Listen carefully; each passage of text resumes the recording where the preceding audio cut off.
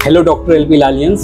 Today I have with me your own senior and our ex-alumni, Mr. Nishant, who has in PCS 2022 secured a very good rank and is now a public servant. तो आइए जानते हैं निशांत भैया से कि उनकी strategies क्या रहती थी और कुछ क्वेश्चंस जो आपके मन में भी रहे होंगे।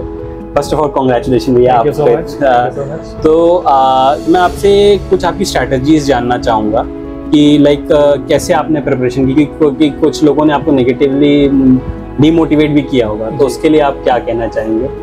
देखिए, सबसे पहले मैं बताना चाहूँगा कि मेरी प्रिपरेशन का जो श्रेय है, मतलब क्रेडिट है, वो मेरे फादर को जाता है। इन्होंने स्टार्टिंग से ही बताया था कि IAS या PCS की तैयारी करो, तो इसमें काफ़ी स्कोप रहता है। एक गवर्नमेंट सर्वेंट को काफ़ी अच्छे अपॉर्चुनिटीज़ भी मिलती हैं, चैलेंजेस भी मिलते हैं, ताकि हम अपनी गवर्नमेंट या फिर अपनी सोसाइटी के लिए कॉन्ट्रीब्यूट कर सकें। तो स्टार्टिंग तो वहीं से हो गई थी, लेकिन उसके बाद फिर क्या है कि निगेटिविटीज़ देने वाले तो तमाम थे कि ये इसमें 10 साल लग सकते हैं, 20 साल लग सकते हैं, और कोई श्योरिटी नहीं है कि हो ही जाएगा हमारा सिलेक्शन। लेकिन नहीं है, जैसा कि मैंने बताया कि हमारे यहाँ सेल्फ डिटर्मिनेशन अगर हो हमारे अंदर, कि हमने अगर डिसाइड कर लिया कि हमें ये करना है, तो कोई भी निगेटिविटीज़ हमारे जो है रास्ते में नहीं आएंगी। डेफिनेटली। अच्छा, आपकी एक बहुत अच्छी चीज़ मैंने देखी, आपने पहले BTech किया है जी, देन आपने MA किया। तो आजकल जो हमारे बच्चे हैं जो 11th में जा रहे हैं, क्योंकि अभी UP बोर्ड का एग्जाम हुआ है, अब 11th, सब लोग स्ट्रीम्स को लेके काफ़ी परेशान हैं। प्लस एक टैबू है सबके अंदर कि अगर हम साइंस में मैथ या बायो नहीं लेंगे तो हमें जो है कम समझा जाएगा, इन्फीरियरिटी कॉम्प्लेक्स रहेगा। आर्ट्स ले लिया मैंने तो मेरा कुछ जीवन में हो नहीं सकता, कॉमर्स ले लिया तो। उसके बारे में आप अपने पर्सनल एक्सपीरियंस से क्या कहना चाहेंगे? देखिए, सबसे पहली चीज़ तो मैं बताना चाहूँगा कि आप सब्जेक्ट्स वो चूज़ करिए जिसमें आपका इंटरेस्ट हो। इसमें हमें किसी के कंपल्शन में नहीं जाना है, कि ज़बरदस्ती वाला काम नहीं होना चाहिए कि अगर हमारा इंटरेस्ट नहीं है तो हम उसको ज़बरदस्ती क्यों कर रहे हैं। सिर्फ पासिंग मार्क्स लाने के लिए हम उसको नहीं ले सकते हैं। हमारा उसमें इंटरेस्ट होना चाहिए, हमारा लर्निंग पे फोकस होना चाहिए कि हमने सब्जेक्ट से क्या सीखा। हमारा इस पे नहीं होना चाहिए कि हमें सिर्फ पासिंग मार्क्स लाने हैं और क्लियर करना है सब्जेक्ट। ज़्यादा से ज़्यादा फोकस लर्निंग पे होना चाहिए।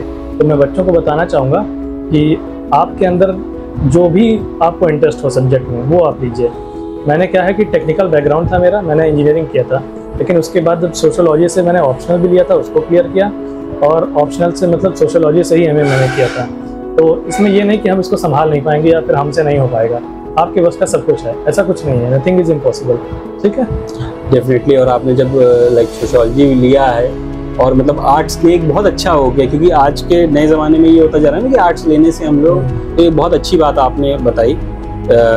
इसके अलावा स्कूल का क्या रोल था आपके? आप काफ़ी सारी चीज़ें अभी हम लोग ने देखा, आपको पूरा हम लोग ने घूमा स्कूल, आपकी पुरानी यादें, तो स्कूल का क्या रोल था आपके? देखिए, स्कूल का जो रोल होता है वो फाउंडेशनल एजुकेशन का होता है। मतलब जैसे हमारी फाउंडेशन तैयार होती है किसी बिल्डिंग की, तो वैसे स्कूल हमारा रोल प्ले करता है, हमारी फाउंडेशन तैयार करता है। हमारा कैरियर बिल्ड करने में इसकी बहुत अहम रोल होता है। सो दैट हमें गाइडेंस मिल जाता है कि हमारे जो टीचर्स होते हैं या फिर सीनियर्स होते हैं, वो हमको बताते हैं कि हमको किस तरफ जाना है। और एक प्रॉपर गाइडेंस सबसे ज़रूरी होता है किसी भी टारगेट या फिर किसी भी मंजिल को पहुँचने के लिए। तो स्कूल का रोल ये रहा है कि देखिए, एजुकेशनल के साथ साथ इन्होंने को करिकुलर एक्टिविटीज़ पर भी ध्यान देते थे। अभी जैसा कि मैंने आपसे बताया बेटा कि जैसे कई बच्चों को पहली बार माइक में बोलने का हेजिटेशन रहता है, तो स्कूल से ही मैंने सीखा था कि रेसिटेशन यहाँ पे होता है। तो रेसिटेशन में जब हम बोलते थे, पोएम सुनाते थे या फिर कुछ भी गाना सुनाते थे, तो उससे धीमे धीमे हमारे अंदर जो हेजिटेशन हुआ करती थी वो चली गई थी। तो मैं कहूँगा कि इसमें बहुत ही अच्छा रोल प्ले किया स्कूल ने। और स्कूल एक हमारा पार्टनर भी होता है, एक पोर्टल भी होता है और एक प्लेटफॉर्म भी होता है। तो अगर हम इसको जितने अच्छे से यूटिलाइज कर पाएंगे तो उतना ही बेनिफिशियल हमारे लिए रहता है। ठीक है, यस, आपने भी हॉल का भ्रमण किया और एक सर्टिफिकेट का भी क्लिप आपको भी मिला है, वो हॉल में मिली थी। तो कई सारी चीज़ें। एंड में आप जो एस्पिरेंट्स, UPSC के एस्पिरेंट्स हैं, हमारे पास स्टूडेंट या प्रेजेंट स्टूडेंट, क्या आप उनको एक संदेश देना चाहेंगे? देखिए, संदेश तो मैं यही देना चाहूँगा कि अगर आपने डिसाइड कर लिया कि आपको इस सर्विस की तरफ आना है, तो आप अपने अंदर करेज रखिए और कॉन्फिडेंस रखिए।